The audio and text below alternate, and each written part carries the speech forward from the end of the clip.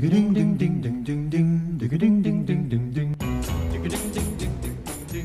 que c'est que cette loi et qu'est-ce qu'elle dit, la loi ? La loi, William, elle est très très simple. À compter de 2035, plus aucune voiture neuve vendue sera thermique. C'est-à-dire qu'il n'y aura que des voitures électriques ou hydrogène. Ça veut dire que plus de voitures achetées neuves en France qui sont à moteur essence ou diesel, c'est terminé. Alors attention, on ne parle que du marché des voitures neuves. C'est-à-dire que toutes les voitures d'occasion, votre voiture que vous possédez aujourd'hui thermique, vous pourrez continuer à rouler avec et vous pourrez aussi acheter des voitures d'occasion qui seront thermiques. Donc on pourra continuer pendant le temps qu'on veut, il n'y a pas de limite. Il n'y a pas de date limite, mais l'idée ici du gouvernement, c'est de faire descendre petit à petit, en fin de vie, des voitures thermiques, et bien à faire en sorte que définitivement... Quand vous en changerez, il faudra qu'elles soient électriques. Exactement. Alors pour une raison très simple, c'est qu'il faut savoir que dans les émissions de gaz à effet de serre, un peu plus de 30%, c'est le trafic routier. Et dans ce trafic routier, plus de 50%, c'est l'utilisation des véhicules dits personnels. Le reste, bien sûr, c'est les camions ou les véhicules utilitaires. Donc c'est la raison pour laquelle la loi est assez claire là-dessus. À partir de 2035, plus de voitures neuves thermiques. Oui, mais là, à l'heure actuelle, pourquoi on n'en vend pas suffisamment ? Il n'y a pas assez d'acheteurs ou alors elles sont trop chères ? Quel est le principal frein à l'achat de voitures électriques ? Alors, là, William, c'est très simple. Le premier frein, bien sûr, c'est le prix. Ouais. Ça coûte beaucoup plus cher d'acheter une voiture électrique qu'une voiture thermique, pour plusieurs raisons. On va rentrer un peu dans les détails, mais déjà, il faut savoir que le coût d'achat d'une voiture est extrêmement lié à la période, si vous voulez, au temps d'exploitation de cette voiture. C'est-à-dire les voitures thermiques, on en fabrique depuis des dizaines d'années.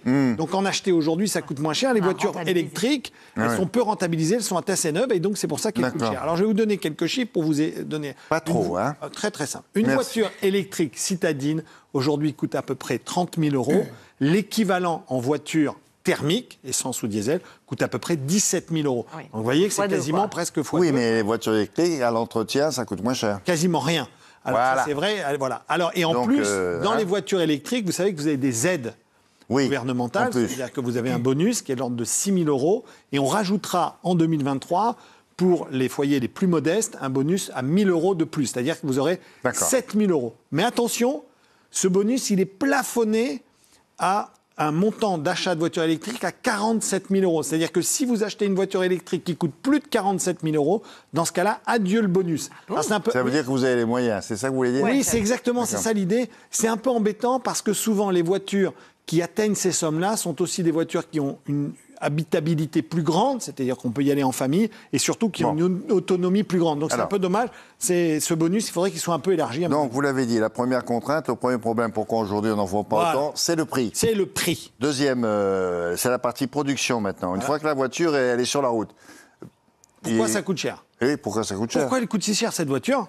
Je vous ai dit, les frais de recherche et développement, mais aussi parce qu'à l'intérieur, il y a des batteries qui sont des batteries électriques, et que ces batteries, il faut savoir qu'elles font appel à tout un tas de métaux très très rares que sont le cobalt, le lithium ou alors les terres rares. Et ça coûte très très cher.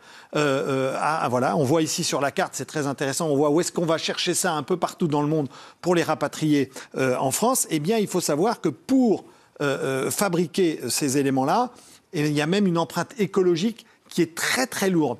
Pour obtenir 1 tonne de lithium, imaginez-vous qu'on va consommer 1 million de litres d'eau.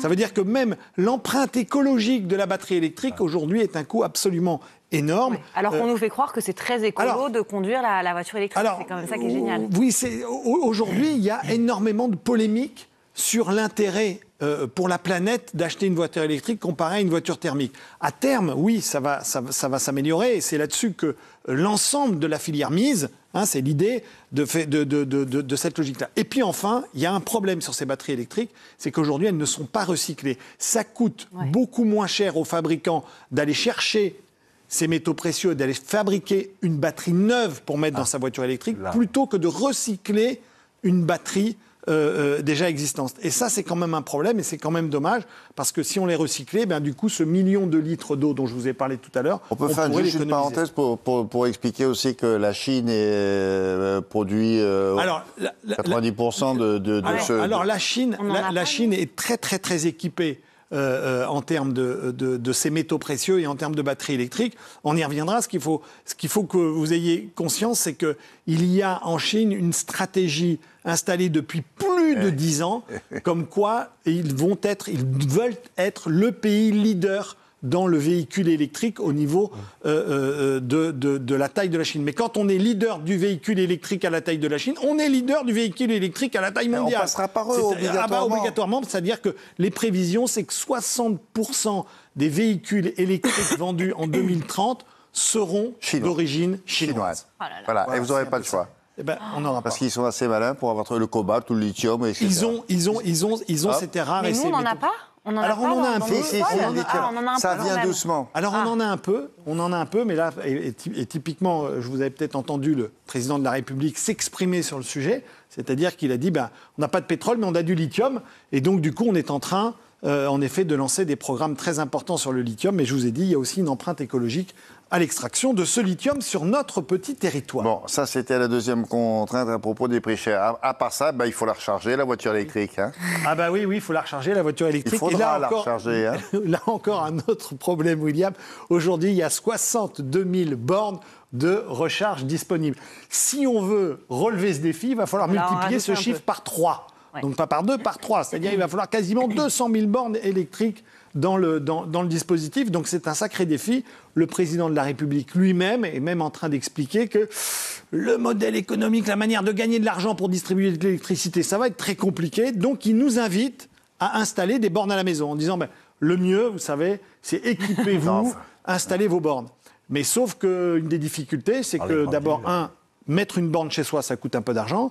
Et quand on vit au c'est cinquième étage dans un appartement, à condition d'habiter une maison, si vous habitez... Exactement. Donc quand on est en plein centre-ville, la borne qu'on installe dans son salon ne va pas nous servir à grand-chose. Le salon, non. Si jamais la voiture... Dans les parkings d'immeubles. Voilà. Alors, dans les parkings, c'est exactement ça. Dans les toilettes, non plus. Enfin, d'accord, pardonnez-moi, mais vient aussi pas avec ça le prix de l'électricité qui n'a jamais été aussi cher en ce moment. Enfin, oui. Ça donne pas envie. Alors oui, c'est vrai. On nous donne de nous calmer sur la consommation d'électricité, mais on va tous... oui. Alors aujourd'hui, ça c'est ce qui est... Comme quoi, tout va très vite. Parce que ce qui se passe, c'est que ce qu'il faut savoir, ce qui était vrai il y a 2-3 ans, c'est-à-dire que le coût de l'électricité était extrêmement avantageux comparé à l'essence ou le diesel, avec l'explosion, bien sûr, de ces coûts de l'électricité, ça devient moins avantageux. Je vais vous donner un exemple très précis, c'est-à-dire qu'aujourd'hui, si vous rechargez votre voiture électrique, par exemple sur 500 km d'autonomie, ce qui est à peu près, pour une berline, c'est à peu près ça, que vous rechargez cette voiture à la maison, vous allez payer 13,75 € la recharge. Pourquoi ? Parce que là, vous allez payer quasiment moins de 3 € tous les 100 km. Vous avez compris. Vous faites la même chose sur l'autoroute. Avec les bornes d'autoroute, vous savez, maintenant, il y a des bornes électriques sur les stations d'autoroute. Eh bien là, vous allez payer quasiment 60 € la recharge électrique. Eh bien oui, pourquoi ?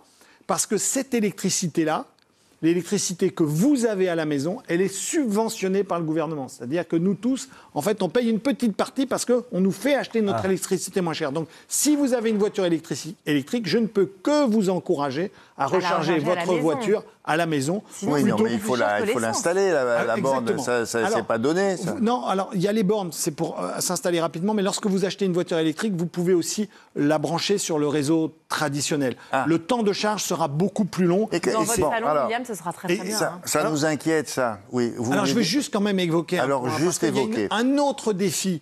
C'est pour ça que cette chronique, elle est très touffue, il y a beaucoup d'informations, nos amis, mais il y a un autre défi énorme, c'est que si demain le parc automobile devient électrique, eh bien notre consommation nationale d'électricité, elle va augmenter de 25%. Et c'est quoi ? C'est 100 TWh d'électricité en plus. Et on comprend mieux encore pourquoi on a ce plan qui nous est évoqué en disant il va falloir construire plein de petites centrales nucléaires un peu partout.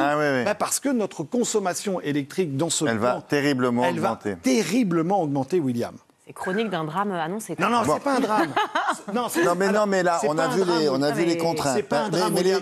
Alors, ce sont des défis. C'est pas des drames, ce sont des défis. Non, mais pour l'instant, c'est des contraintes. Hein. Ah oui. D'accord, mais alors, nous, on a les mêmes que celles de nos voisins, ou ils ont les mêmes que nous? Comment ils font, eux? Alors, c'est vrai que la France a un dispositif assez vertueux et on est assez en avance par rapport aux autres. Mais il y a des pays qui sont bien meilleurs élèves que nous, typiquement la Norvège, puisque la Norvège est de loin le premier pays qui utilise les voitures électriques un peu partout, pour une raison très très simple, c'est qu'ils ont fait le double axe, c'est-à-dire une fiscalité quasiment réduite à zéro sur les voitures électriques, et une fiscalité très très lourde sur les voitures thermiques. Donc mécaniquement, les gens n'achètent plus de voitures thermiques, ils achètent des voitures électriques. Et c'est vrai que ce défi de l'électrique, c'est pour ça que je ne veux surtout pas qu'on soit tous moroses par rapport à ça. C'est un défi qui nous attend, mais c'est des défis qu'on saura relever collectivement, que les industriels vont relever. On va y arriver. C'est compliqué, vous l'avez dit tout à l'heure. Ça ne réglera pas le problème de l'électricité. Parce qu'effectivement, faire acheter aux gens une voiture électrique, ce n'est pas très compliqué. Alors faire acheter aux gens... Non, en effet, on va relever ce défi de l'électricité. Sans doute qu'avec les énergies renouvelables, tout ça va s'accélérer. Et c'est une très bonne chose. Et vous l'avez dit tout à l'heure, la voiture électrique, elle passe très peu au garage. Donc c'est vrai que dans le temps, elle a une empreinte écologique qui est très intéressante. Tout ce qu'on peut. Mais l'idée, c'est pas de nous dégoûter de la voiture, tout simplement. Surtout pas. Alors, du moins... Peut-être de la voiture, mais surtout pas de se déplacer. Ah, d'accord, c'est ça. Remettons le cheval. Non, mais pour l'instant, et la charrette. Et la charrette, la charrette, bien sûr. Non, mais le problème, c'est que ça sera peut-être pas en 2035. Ils vont peut-être, quand on aura amené, ils vont dire, on repousse un petit peu. D'un an. Moi, je le vois comme ça. Ça pourrait être le cas. Voilà.